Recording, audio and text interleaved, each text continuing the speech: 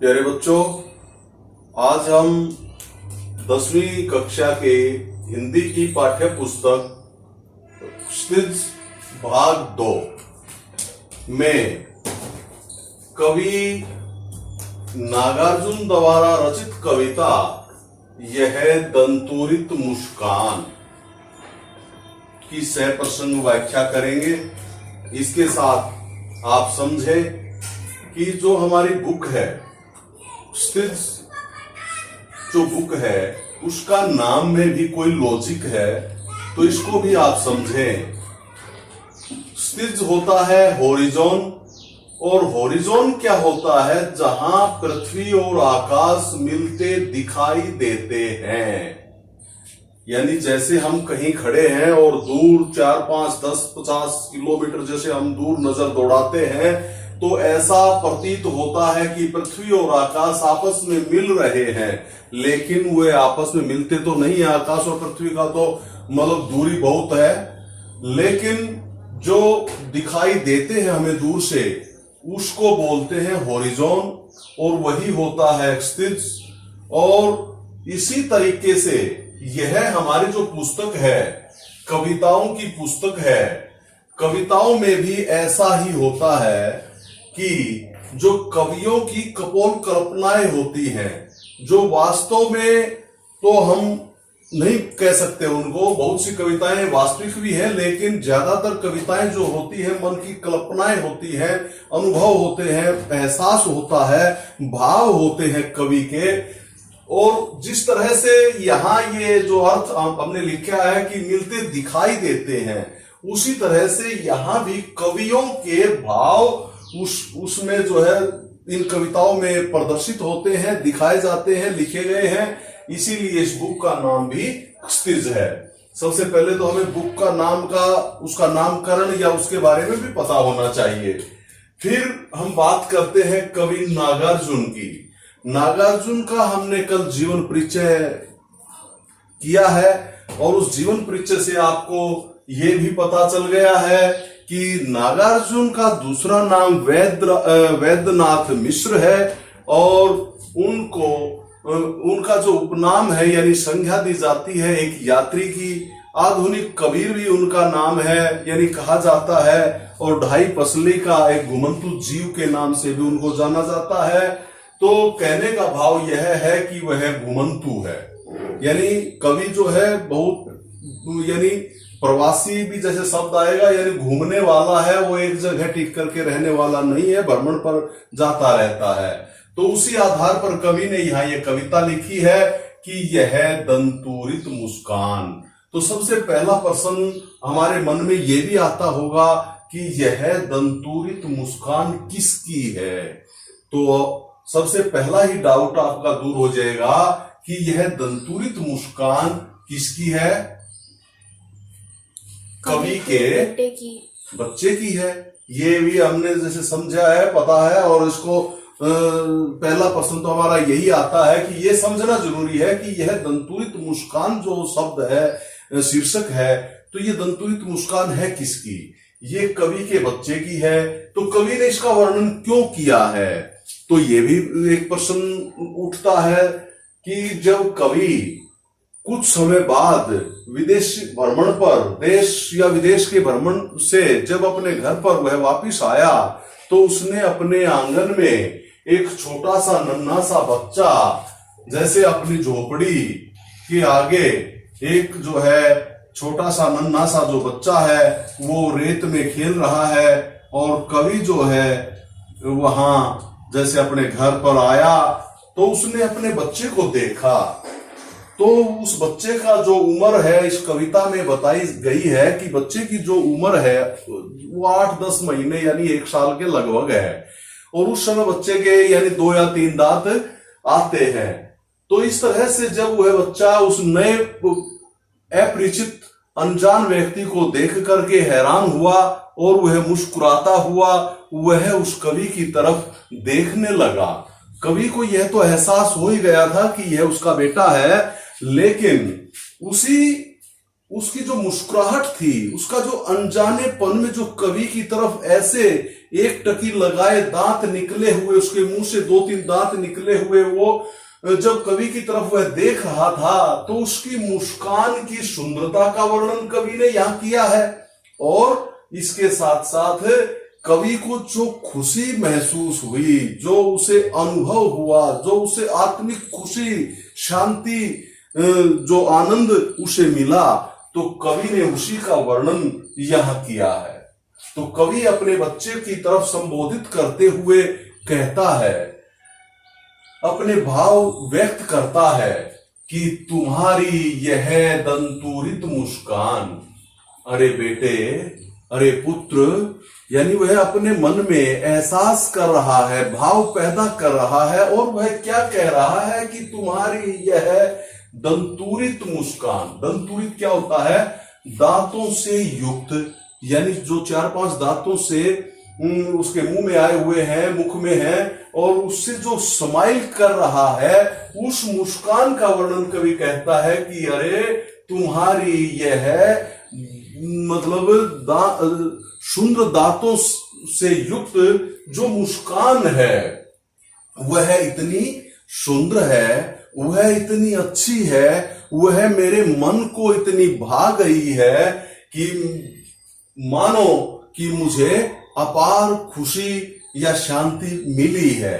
और उसी का एहसास कवि कहता है कि जितनी ये मुस्कान, जो तुम्हारी ये सुंदर जो मुस्कान है, उससे मानो मृतक में भी डाल देगी जान। तो कवि यहां अतिशोक्ति का मतलब ये है कि मानो कल्पना करता है कि ये तो मृतक में भी, मरे हुए में भी ये जो मुस्कान है जान डाल सकती है या जान डाल देगी। इतनी सुंदर मुस्कान जो है, इतनी जो है अच्छी मुस्कान है, तो मरा हुआ भी जिंदा हो सकता है। तो कहने का मतलब ये है कि जो कवि का जो अंदर का जो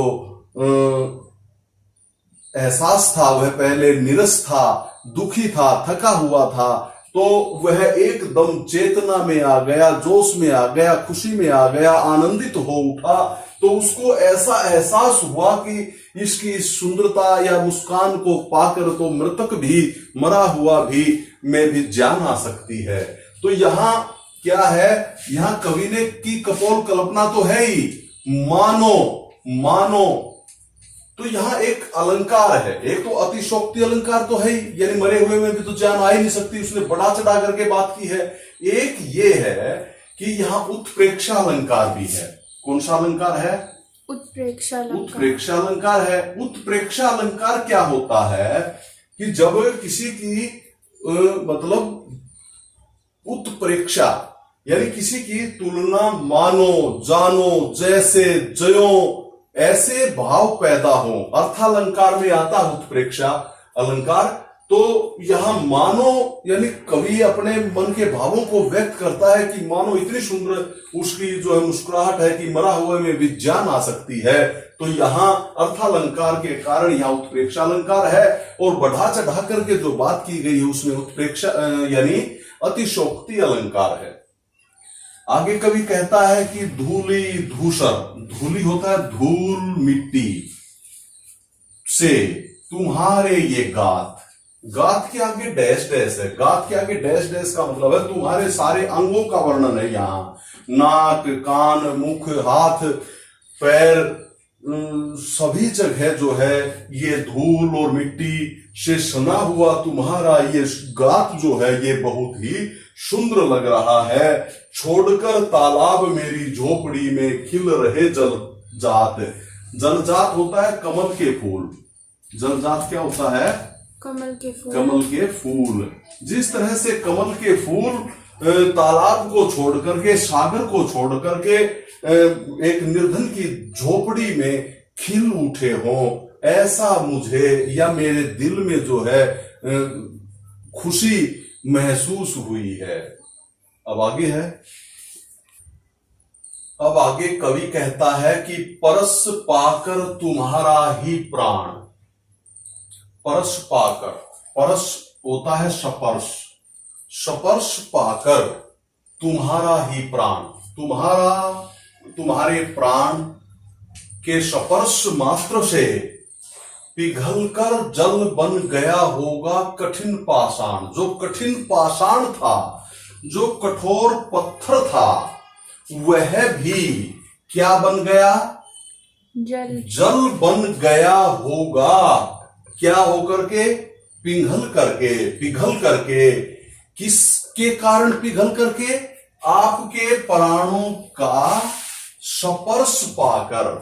तो वह अपने बच्चे पर मोहित होकर के, उससे खुश होकर के, वह अपने भावों को व्यक्त करता हुआ, खुशी में उसकी प्रशंसा करते हुए, प्यार से, लाड से वह कहता है कि अरे मेरे पुत्र, तुम्हारे प्राणों का स्पर्श मात्र से ही कठोर से कठोर पत्थर भी पिघल करके जल बन गया होगा।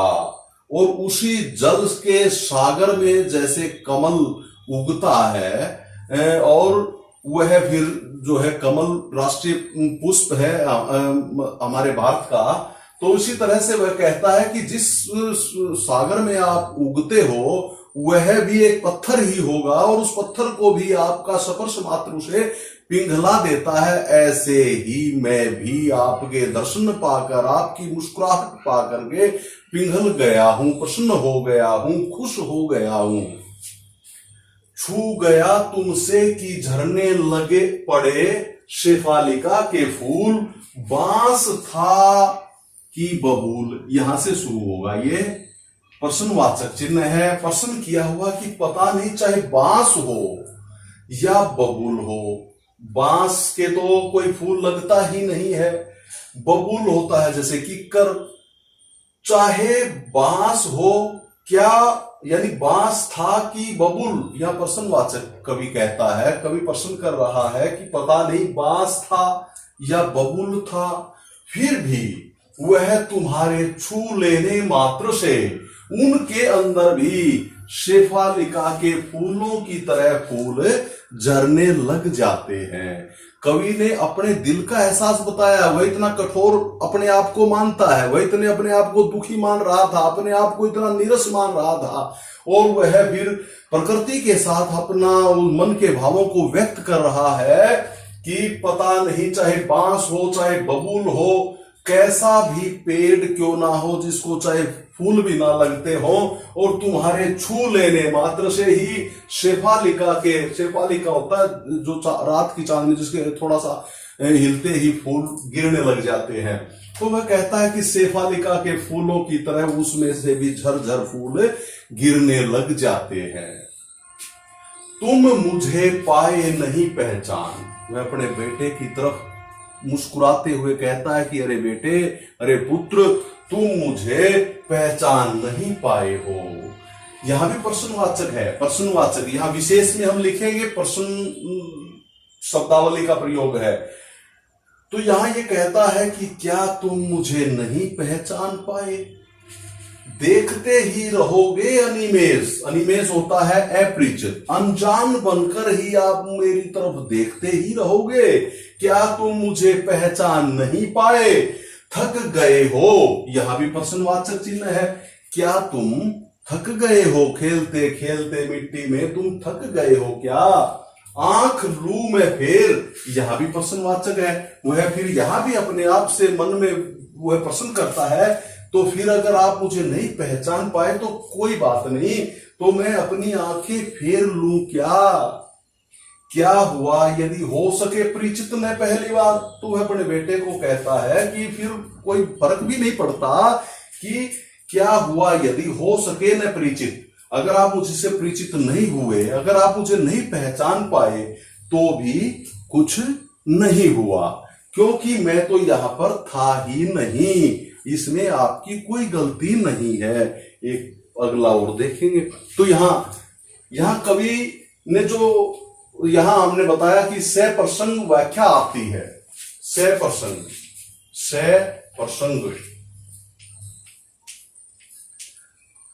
सहित व्याख्या करनी होती है। प्रसंग सहित का मतलब प्रसंग देना है उसका।